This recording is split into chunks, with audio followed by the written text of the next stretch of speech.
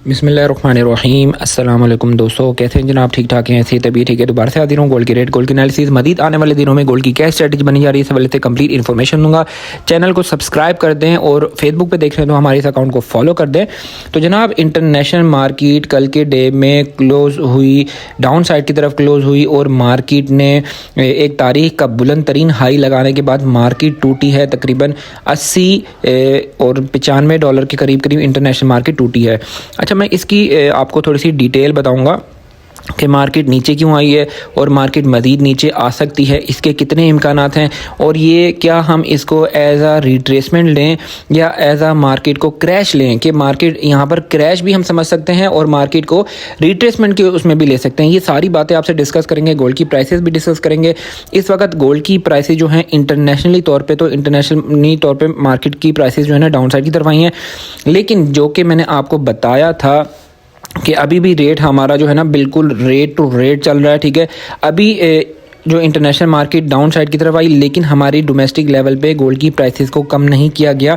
अभी भी अगर देखा जाए तो हमारी जो प्राइसेस हैं वो 4,14,15,000 पे पीस की प्राइस होनी चाहिए थी और रवे की पठोर की 4,11,12,000 पे होनी चाहिए थी, लेकिन इन्होंने प्राइसेस को डाउन साइड की तरफ नहीं किया।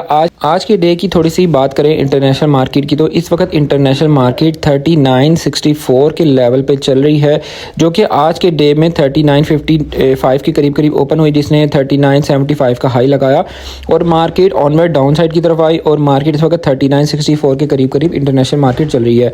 काफ़ी सारे लोग हमारे से पूछ रहे थे कि हम फ्रेश बाइंग के हवाले से क्या करें, हमें फ्रेश बाइंग करनी चाहिए या नहीं करनी चाहिए, क्योंकि रेट चला गया था 4,35,000 पे के करीब करीब रेट चला गया था पीस का। तो वो एक बहुत बड़ी एक हाई पीक रेट था और वहाँ पर लेना बहुत ज़्यादा रिस्की भी था और बहुत ज़्यादा डेंजरस भी था। जैसे कि रेट नीचे आ गया है, इंटरनेशनल मार्केट क्रैश भी कर गई है, लेकिन इसको मैं क्रैश नहीं कहूँगा।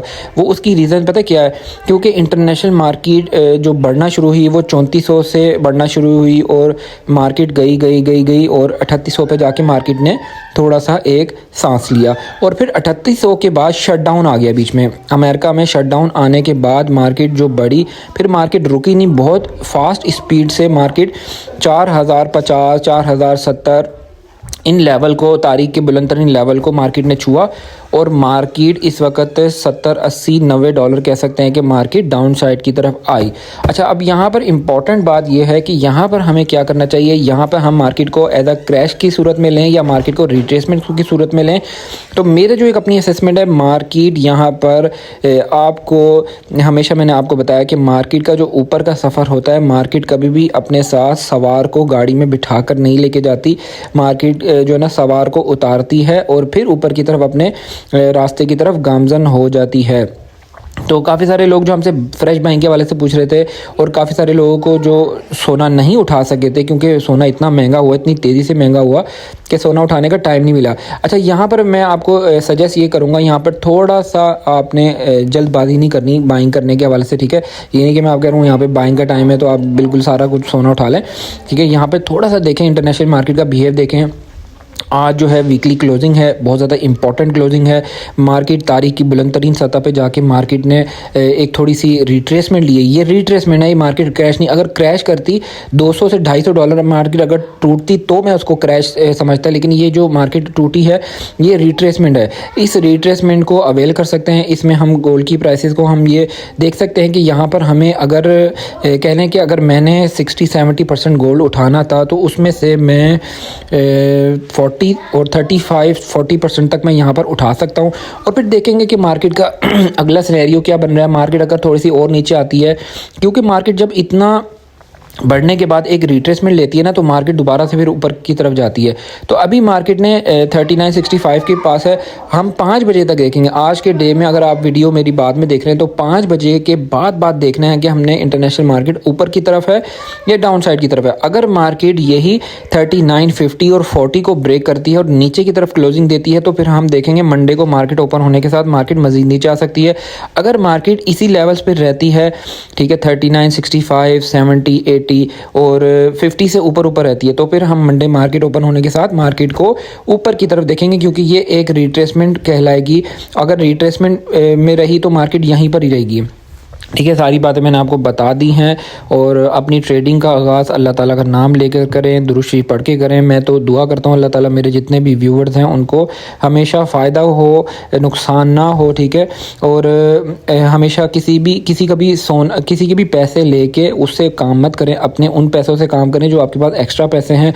अपनी गाड़ी बेच के, अपना घर बेच के, अपने ज़रूरियात की चीज़ें बेच के सोना मत ख़रीदें। जो आपके पास सेविंग्स हैं, जो आप जॉब करते हैं, जो भी बिज़नेस करते हैं, उससे जो आपको सेविंग्स होती हैं, उस सेविंग्स से आप अपना सोना भी ख़रीदें, चांदी भी ख़रीदें फ्यूचर के लिए इंशाल्लाह। और चांदी के हवाले से काफ़ी सारे लोग पूछते रहते हैं, चांदी का भी मैं आपको बताता हूँ।